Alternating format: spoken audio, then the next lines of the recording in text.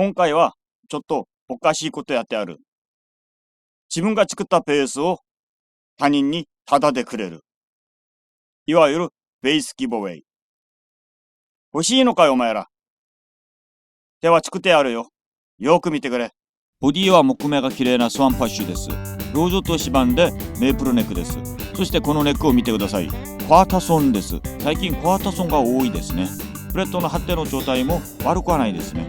残りのパーツは全部捨てます。使えません。でも一応見ていただきましょう。まあ見た目はもう悪くはないんですけど捨てます。このコントロールキャビティの方はやっぱり修正した方がいいですね。サイドジャックホールはなくします。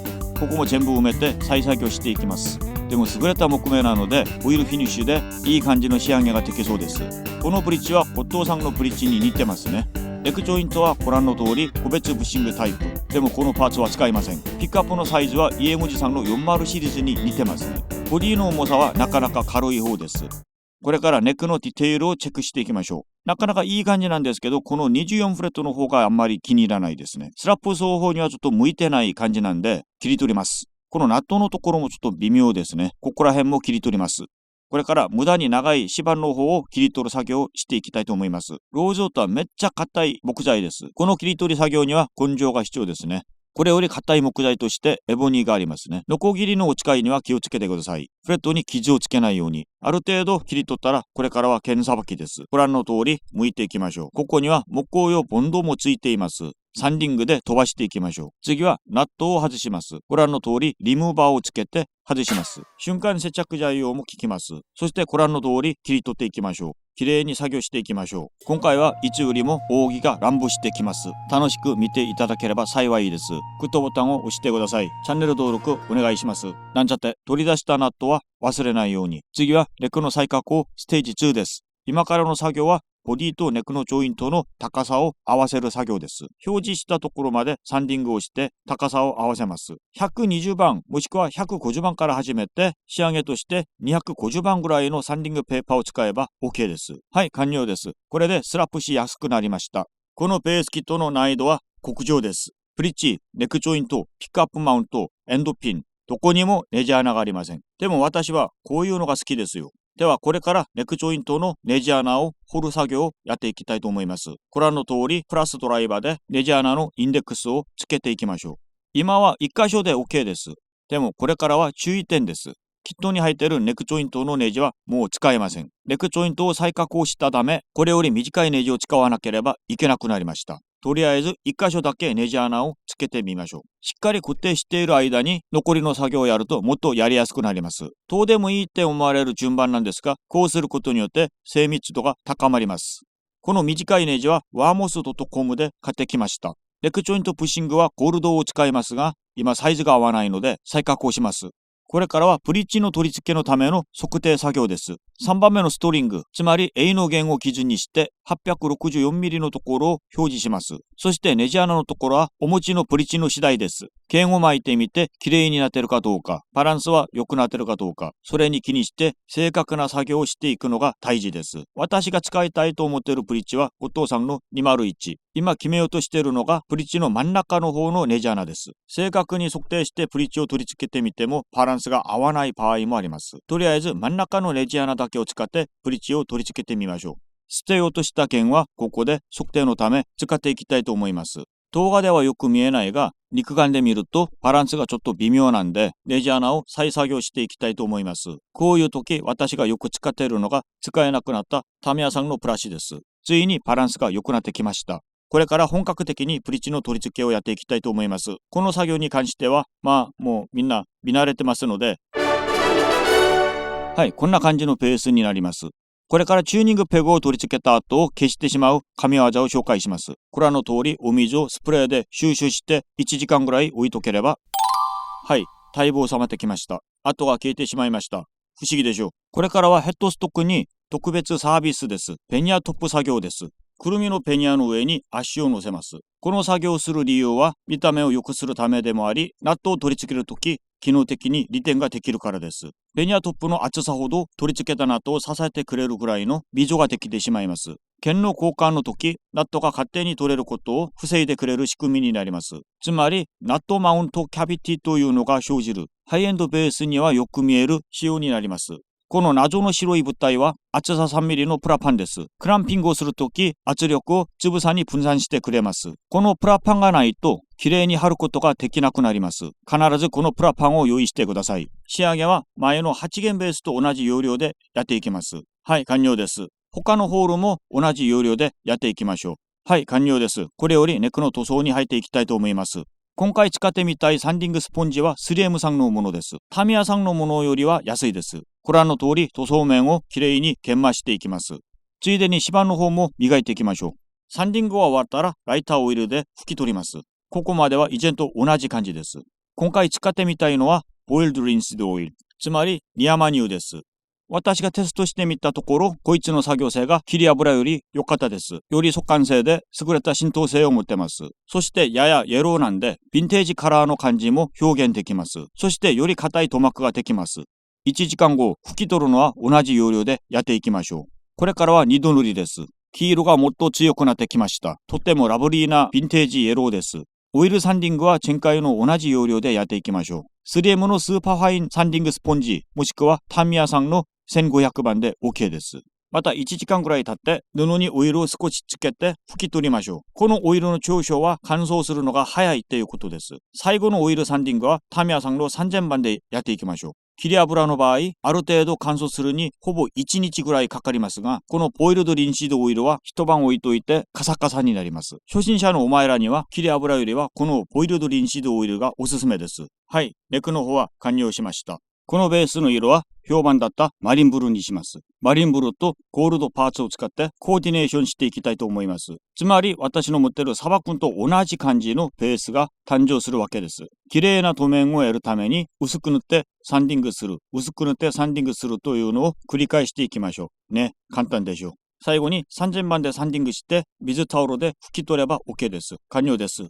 これからはボディの成形手術です。コントロールキャビティをちょっと広げていきます。そしてキャビティカバーもこのまま取り付けるとかっこ悪くなるので改造していきます。この床の方も再加工していきたいと思います。それではスタートです。ポテンションメーターの位置も全部変えることになるので今の作業をするしかないですね。でも以前の8弦ベースの魔改造よりは気楽です。無理せずにゆっくりゆっくりと作業していきましょう。これからはコントロールキャビティカバーがかっこよく乗せられるための作業をしていきたいと思います。今の段階では完璧にはならないんですから、なんかラフな気持ちでやっていただければ OK です。こうすることによってキャビティの広さが広がってきたので、選択できるプリアンプの種類も多くなってきたわけです。なおさらボディの重さもちょっと軽くなってきたわけです。これである程度キャビティの作業は完了です。これが新しく取り付けられるバッテリーボックスです。でもこのボディにこれを取り付けるにはなかなか制限があります。まずここら辺が流線形すぎるんで気楽に取り付けられません。さらに下手に掘るとピックアップキャビティに干渉してしまいます。ブリッジの裏側にもあまり余裕がなさそうです。結局いろいろと調べてみて、この両ピックアップの間、今表示されているところが最適だというのが分かりました。これから前回詳しく説明できなかったキャビティを掘る作業に関して説明させていただきたいと思います。まずはマスキングテープをドリルビットにボックスの深さに合わせて巻いてから掘っていきましょう。こうすることによって深さに合わせて安全に掘ることができます。とはいえ、この作業をする間にめっちゃ緊張していました。しっかりと測っておいてるのに万が一ミスを犯して失敗してしまうのではないのかなと思って緊張していたのは嘘です。掘るのが終わったら全般的にこんな感じで整えていきましょう。今やってるのはバッテリーボックスからの点線を取り出すための掘り作業です。変なことを想像しないでください。これからはバッテリーボックスの底の面をきれいに仕上げるためのウッドヒラー作戦です。およそ10年前に買ってきたやつなんですけど、今も使えます。終わったらサンディングをしていきましょう。そして使いかけのメープルのペニアをこんな感じに切ってそこに貼っておけば OK です。当然バッテリーボックスを取り付けることによって見えないところになりますが、こんなに丁寧にやってくれるんだよお前ら。作業が終わったらバッテリーボックスを乗せてみます。大丈夫だ、問題ない。これからはプッシングマウントホールの加工です。でもこのプッシングマウントホールがあまりにも深すぎるんで、整えるだけじゃなく深さの調整が必要です。というわけでメープルのペニアを丸く切って何枚ぐらい貼っておきました。これで深さの調整はできました。使いかけのメープルベニヤを捨てなくてよかったということです。これからはコントロールキャビティカバーをどうやって作るかというのを説明していきたいと思います。まずは A4 の紙をご覧の通りキャビティの上に乗せてトレースしていきましょう。そしてちょっと余裕を持ってハサミで切っていきます。この 3mm のプラパンがキャビティカバーになります。さっき切り取った紙をフラッパの上に乗せて、ほら、トレースはこんな感じにしていきましょう。鉛筆を使って見ての通りトレースしていきます。次はプラパンを切ります。今私が使っているのはただのドリルビットではありません。これはルーター用のビットです。めっちゃ鋭いやつなんで使うときには気をつけてください。私も緊張して作業してます。そしてサンディングペーパーできれいに整えていきます。どんどんカバーの形が見えてきました。これからは合わせていく作業です。ご覧の通りキャビティとカバー両方を修正していく感じで作業していきましょう。完璧に合うまでにはなかなかの時間が必要です。慌てて作業しすぎると戻れないところもありますので、絶対に慌てないでください。3時間後、やっと会うことになりました。そろそろ仕上げをして完成しておきましょう。はい、できました。次はキャビティカバーのネジ穴のための作業です。さっき使った紙をもう一回トレースしてネジ穴の位置を決めます。見ての通り作業していきましょう。位置を決めたらドリルですぐネジ穴を掘ります。こうすることによって正確に掘るのができます。掘り終わったらすぐキャビティカバーの面取り作業に入ります。ネジを取り付けて確認してみましょう。ポテンショメーターホールは作業完了で、ストラップロックの作業も完了しました。これからはボディの塗装のためサンディングしていきます。やっぱりサンディングスポンジいいですね。3M さんのメディアムを使ってサンディングしました。さっきネックを塗るときに使ったこのリンシードオイルで下塗りをしていきたいと思います。オイルフィニッシュをするわけなんで、下塗りもオイルです。これを塗ることによって今まで見えなかった傷がたくさん見えることになります。サンディングスポンジでその傷を消していきましょう。木目の方向に合わせて研磨してください。そしてもう一回オイルを塗っていきましょう。こうすることによって傷のない綺麗な塗装面を得ることができます。はい、下塗り完了です。そして待望のマリンブルーの塗装に入ります。アッシュボディは基本的に吸収性がすごいので必ず下塗りをする必要があります。そうしないと乾燥しながら塗面が舞い上がることになります。そのまま塗り続けると塗装面がもっとひどく舞い上がることになります。この状態でサンディングをすると上がったところの塗装面が点々に向けてしまいます。ここでウォーターサンディングをしてみると下塗りをちゃんとしたおかげで生地がよくできて向けていくところが全くありません。綺麗にできました。最後に筆で上塗りをしていきましょう。色が足りないところを上塗りする感じでやっていきましょう。ここはやっぱり美術感覚が必要なんですね。私にはあります。なんちゃって。これからこのベースに取り付けられるパーツを紹介していきたいと思います。全部新品です。このベースはプレゼントです。だからいい音足してもらわなきゃ困ります。それは HJ のプライドが許しません。私はこう見えても登録者26万6000人も持ってるチャンネルの持ち主です。有名雑誌にも出た人間です。そんな人間がくれるプレゼントなんですよ。これからナットの取り付けです。なんとかキャビティができているので気楽に取り付けられます。次はチューニングペグです。他のパーツもご覧の通り取り付けていきましょう。次はジャックの方です。よく見ていただくと長いやつと短いやつがあります。EMG さんからのジャックはちょっと短いので長いやつを使います。残りは説明書の通り取り付けていきましょう。これからはピックアップのためのレジャーな作業です。ピックアップの舗装に入っているこのクッションいいですね。今回もこれを使います。両面テープをつけてキャビティに貼ってピックアップを取り付けていきましょう。テストオーライ。バッテリーボックスの配線も丁寧にやってくれます。もう一回言っておきますが、これはプレゼントです。商品ではありません。この地球の中にたった一人、このベースの新しい主になるたった一人の人間がいます。のパニテンディ、冗談じゃないわ。ご覧の通りバッテリーの配線をハンダ付けしていきましょう。そして収縮チューブを使って仕上げをします。最後にケーブルタイで配線を丁寧に片付けしておきます。そしてバッテリーボックスをボディに完全に固定してキャビティの蓋を閉めれば回路のところは完了になります。ノブを取り付けていきます。そしてプリッチの取り付けです。EMG ピックアップとプリアンプなのでシールドはいりません。ネックの高さを調整するために今まではサンドペーパーを使ったんですが、今回はメープルペニアをちゃんと貼ることになります。足りなかったらもう1枚貼ります。トラスロとカバーを取り付けます。このカバーを取り付けるか外すかは持ち主さんにお任せいたしましょう。そして弦の取り付けをして、ここに HJ のサインを書いときます。最後に新しいバッテリーを入れときます。バッテリーを入れて、音がちゃんと出てるかどうかをテストしていくと、Hey man, this is your bass. 持ってけ。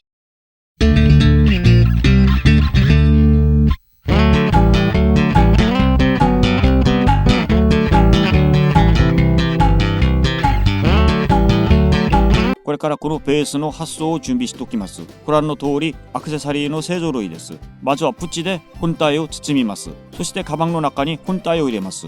アクセサリーもちゃんと入れときます。これ全部プレゼントです。超特急のプレゼントです。余分の券もサービスです。最後にビニール袋に入れて段ボールの中にちゃんと収納していきましょう。こうやって保存すると国内だけじゃなく海外にも行ける仕様になります。あと小離れの時間です。果たして HJ の手作りベースをタダでもらえるラッキーな主人公とは。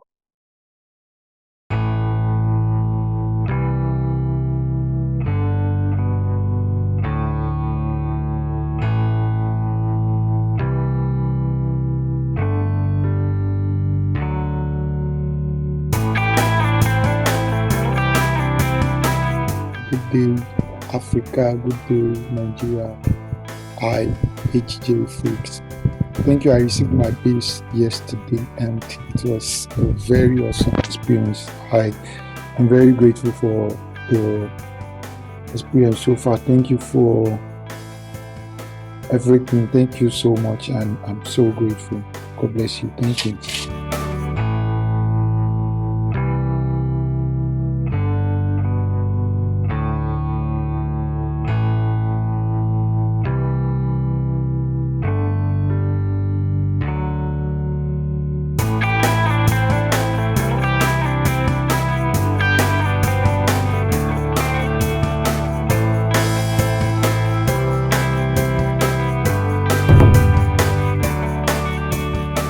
OK、練習頑張ってね。ご覧の通り、ラッキーな主人公はナイジェリアにいました。彼は私に Facebook でこんなメッセージを送ってきました。そして私が承諾してベースの制作が始まったわけです。彼にベースを送る前に動画を撮ってくれって言われて、ほらこれだよ。私がいつどんなベースをギブアウェイするかはまだは未定です。しかし1回だけで終えるイベントではありません。しばらくベース作りはちょっと休ませていただきたいと思います。お金使いすぎてるよ。そしてハジャちゃんとサバくんの間に子供が生まれるには少なくとも10ヶ月ぐらい待つしかないですね。どんな感じのモンスターベースが生まれるか、それが楽しみです。それでは後ほど。